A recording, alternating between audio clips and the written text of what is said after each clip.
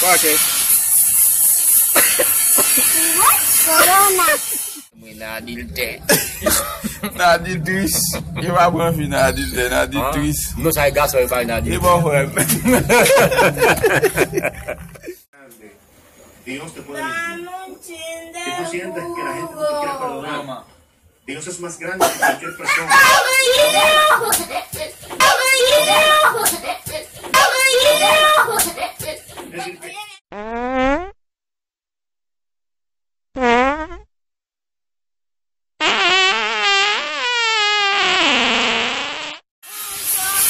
Okay.